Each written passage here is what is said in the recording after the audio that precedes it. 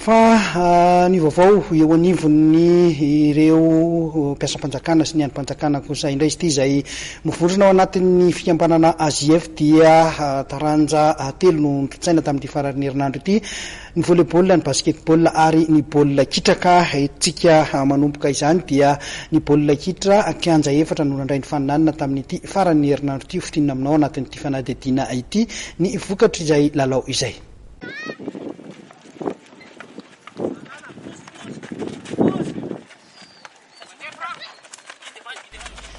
Teo amin'ny taranja baolina kitra kosa indray, mbola anivon'ny asief ihany ireo mpiasam-panjakana manao ny fanatanjahantena isaky ny faran'ny herinnandro izay fedina tompondakan'ny faritra Analamanga.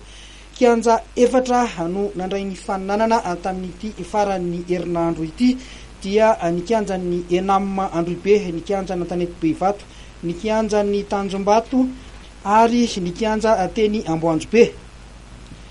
Ity lalao arahantsika amin'ny sary ity dia ny fihaonan'ny Université Antananarivo manao akanjo mavo amin'ny sary, izay mikatroka amin'ny Ministeran'ny Environnement manao akanjo fotsy, lalao izay nitanterahana teny amin'ny Kianjany Amboanjobe.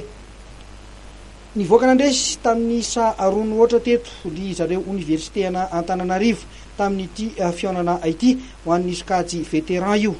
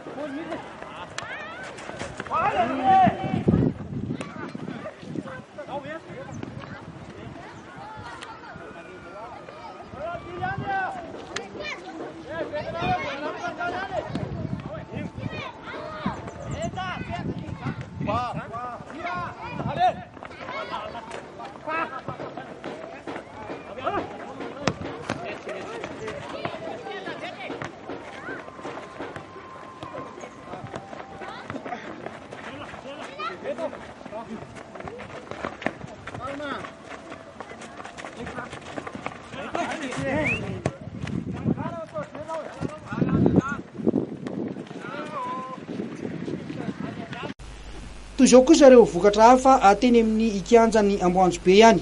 Ny Sena nandresy ny MEF tamin'ny isa roa ohatra sokajy mixte io, ary ny Université Antananarivo sy ny MPMP nisaraka ady sahala iray noray sokajy jeune.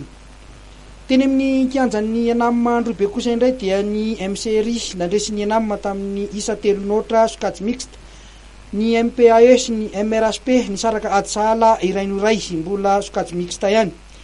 Teny amin'ny Kianjany Antanety Behivato kosa indray dia lalao telo ihany koa nitanterahana teny, ny MTP nandresy ny MCC tamin'ny isa telo no roa sokajy vétéran, ny MPTDN dia nandresy ny MGS tamin'ny isa roa no ray sokajy mixte, ary ny Ministeran'ny Culture dia nanamotsana ny MTM tamin'ny isa efatra no ray sokajy jeune.